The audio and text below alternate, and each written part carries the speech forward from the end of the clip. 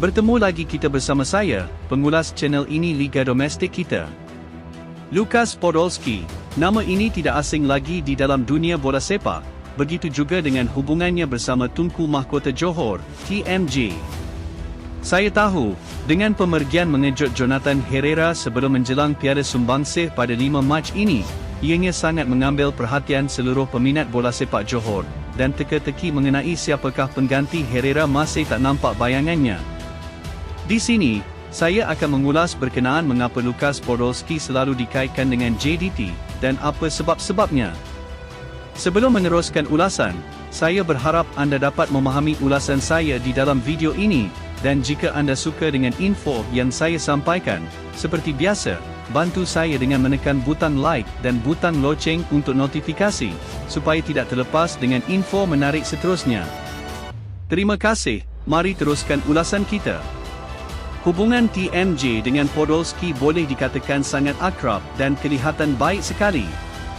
Tunku Mahkota Johor mula menjalin hubungan dengan bekas pemain terbaik dunia itu adalah pada awal tahun 2020. Kenapa Lukas Podolski selalu dikaitkan akan ke JDT? Kenapakah rumours ini menjadi perbualan? Adakah disebabkan perginya Jonathan Herrera? Atau TMJ mempunyai kejutan lain untuk 24 hari bulan ini? Saya akan menceritakan pula tentang perjalanan TMJ dan Lukas Podolski. Mari kita imbas kembali pada 8 Januari 2020. Pemilik kelab bola sepak Johor Darul Takzim, JDT, Tunku Mahkota Johor Tunku Ismail Idris, mengesahkan bahawa bekas penyerang legenda Jerman, Lukas Podolski, menyuarakan minat untuk menyertai pasukan Harimau Selatan itu.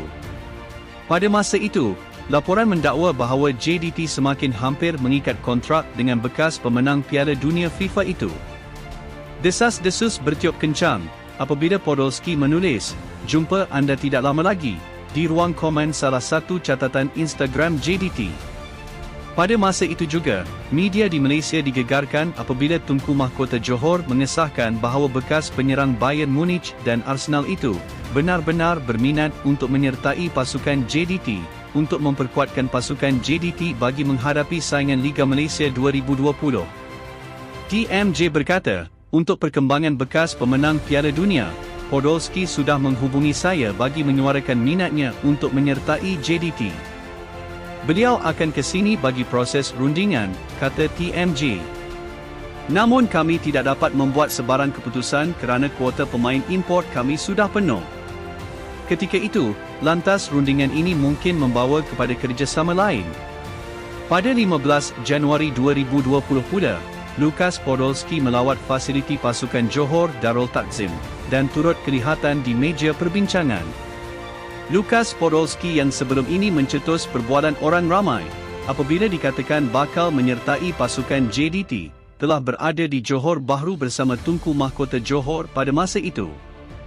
Dalam kemas kini melalui laman sosial rasmi kelab JDT ketika itu, media JST telah memuat naik gambar Lukas Podolski ketika membuat lawatan ke fasiliti kelab, seperti Stadium Sultan Ibrahim, pejabat kelab JDT dan kemudahan di Padang Seri Gelam.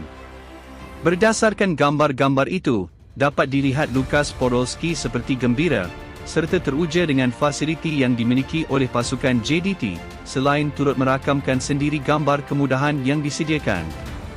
Selain itu, TMJ dan Lukas Podolski juga telah mengadakan perbincangan di dalam bilik perbincangan bersama beberapa lagi pihak seperti Martin Prest, Alistair Edwards dan juga Kevin Ramaningam, yang mungkin bertukar-tukar pendapat serta pandangan sesama mereka.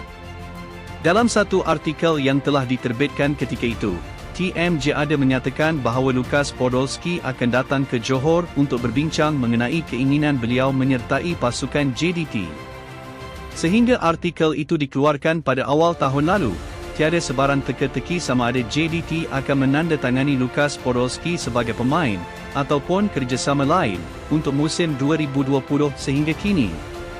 Saya percaya, disebabkan pendedahan perjalanan TMJ dan Lukas Podolski ini, serata peminat Harimau Selatan semestinya akan sentiasa menunggu kabar gembira untuk teka-teki ini.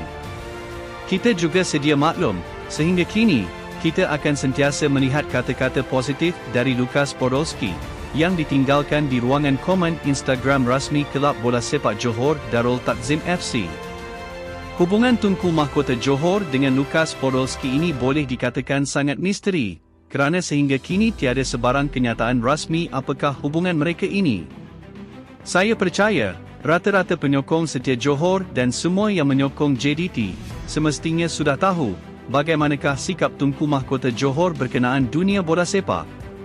TMJ adalah seorang yang sentiasa berfikiran ke depan, dan beliau sentiasa memberi kejutan terhadap penyokong setia Harimau Selatan. Seperti yang sedia maklum, nilai transfer Jonathan Herrera lagi mahal berbanding Lukas Podolski ketika ini. Tapi bagi pandangan saya, untuk buat masa ini, berkemungkinan Lukas Podolski bukan orangnya yang bakal menggantikan Jonathan Herrera, seperti desas-desus yang bertiup kencang sebelum ini.